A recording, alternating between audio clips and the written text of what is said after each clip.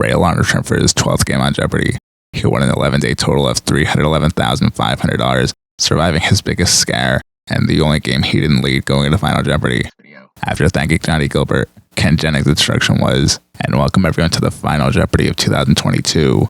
It's been quite a year for us at the show, what with the first ever Jeopardy! Hall of Fame induction, and then the thrilling debut of our second chance competition, moving right into the mind-blowing Tournament of Champions for the ages.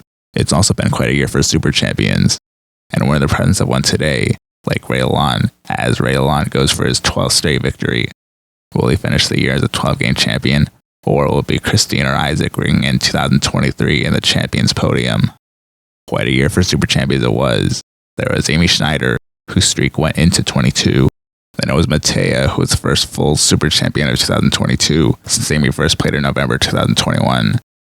Ryan Long entered the week after Matea lost, and we wouldn't see a Super Champion until the very end of September when Chris Panula defeated 4-day champion David Sibley. He didn't become a Super Champion until right before the second chance tournament began. And now Ray Lalonde started playing the week after Chris Panula lost. That's 5 Super Champions in the time span of a year. It's quite remarkable that the year began with a Super Champion and ended in the presence of a Super Champion. And let's not forget those who are projected Super Champions, Erica Hossack and Luigi de Guzman. I remember when Arthur Chu and Julia Collins were the 2 Ultra Champions in 2014, and even though I wasn't there in 2019, James Holtzhauer and Jason Cifaneri played the same year. I had no idea to go on a preamble of my own. Let's get into the game. One of the categories was the ageless Diana Ross. I hope no one accidentally guessed she's 95 again. In the 19th century, Edward Stanley, the 14th Earl of Derby, was British Prime Minister 3 times as a leader of this political party. Kristen buzzed and answered, "What are the Whigs?" which is incorrect. Then Ray buzzed and answered, "What are the Tories?" which is correct.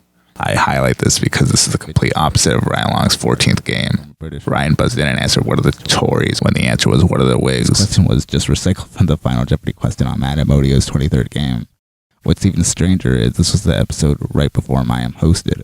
Ryan buzzed in and answered, "What are the Tories?" which is incorrect. No. Vanessa buzzed in and answered, Who are the Whigs? "Who are the Whigs?" That's it. Which was correct as seen in the clip I just presented. Of course she'd know. All 3 contestants got a daily double. Kristen got the first daily double, weighted 1,000, got it right. Now it's $2,200.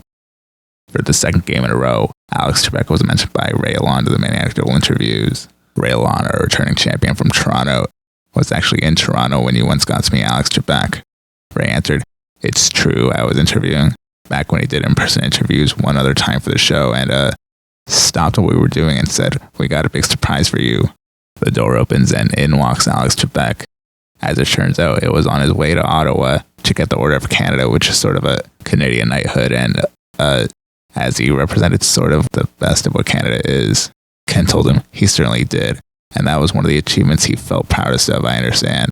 Like nothing in his life ever made him as excited as that Order of Canada, so that's great that you got to meet him on that trip, and I'm sure he'd be impressed by your Jeopardy acumen.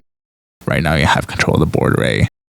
This photo was shown, and I think this is the first time a photo of Alex was shown since Matea Rich's 3rd game on the Guinness Book of World Records anecdote. Alex certainly would have been proud of Ray, and I'm sure he would have been proud to see these 7 Super Champions in the run, especially Matea and Ray because of Canada. It's beautiful that Ray got to meet Alex just because of the post-Trebek era. Jason Cifaneri was the last Super Champion, and maybe even the last Ultra Champion, since he was once in 3rd place for the most money won. I also didn't notice until now that Jason was the first Super Champion to play in the post-Trebek era. Matt was the closest Ultra Champion to have met Alex since his tapings only happened 6 months after Trebek's passing. Visited by Columbus on his 2nd voyage west in 1493, this Commonwealth became part of the U.S. in 1898. The answer was Puerto Rico, and I'm highlighting this question because of yesterday's game. In real time, I'm typing the script Tuesday morning after the episode's release, so that's why I say yesterday's game. A film honoring Diana's 75th birthday in 2019 featured clips from her 1983 concert for about $800,000 at this New York City locale. Well, there you go. Kristen entered the first round winning $3,800. Isaac was in second place at $5,200, and Ray was in the lead at $8,000. Shakespeare Contemporaries. What a great category to end the year. Speaking of which, there was another New Year's Rockin' Eve category, similar to last year's on Amy Schneider's 22nd game, except here, this is the last game to air in 2022, and the questions were read by Ryan Seacrest. Amy's 22nd game out on a Thursday. I hope Alex wouldn't mind me saying that this city is not known for wild celebrations, but when Queen Victoria chose it as the capital, December 31st, 1857, it was on. Isaac buzzed and answered, "What is Ottawa?" First off, what a coincidence that right when Alex Trebek visiting Ottawa was part of Ray's anecdote, a question mentioned Alex and the answer was Ottawa. Second, I'm surprised not only was there no comment about Isaac answering when Ray didn't, the anecdote wasn't even brought up. Ray got the first daily double on Double Jeopardy, wagered $4,000, got it right, now it's $14,000. Isaac got the second daily double on Double Jeopardy, wagered $6,500, and was now in the lead at $15,700. Ben Johnson wrote a plan in which 4 characters represent the 4 of these medieval body fluids. I was confused when I saw this until I remembered, Shakespeare's contemporaries. December 31st festivities at this location began in 1904. That became a New Year's Rockin' Eve in 1972 in a broadcast featuring Dick Clark and Three Dog Night. Earlier, Ottawa was the answer.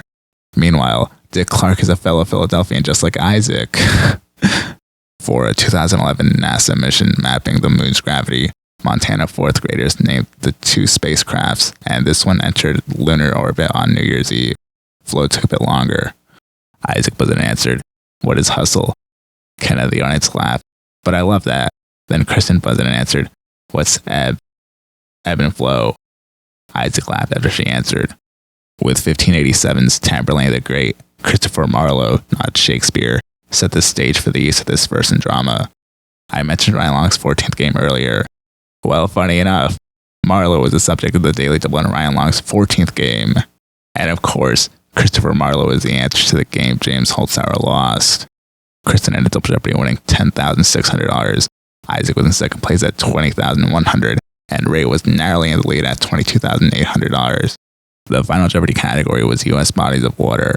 The question was, continuing a downward trend in July 2022, it was at 27% capacity, its lowest level since 1937 when it was first being filled. I love how the final Jeopardy of 2022 was about the current year. This is also the first time July 2022 came up in Final Jeopardy since Game 1 of the Tournament of Champions Finals. The answer was Lake Mead, and fans were saying how easy this was. When Kristen's answer was revealed, Ken said, "Of course, in the Navy she knows her bodies of water." Same as Sam Buttery, also in the Tournament of Champions Finals. Lake Mead, yes.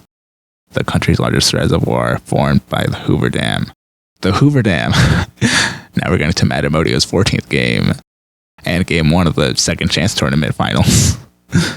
Kristen bet it all and went to $21,200. Isaac wagered $19,900 and went to $40,000 even. Ray, did you answer correctly? He did.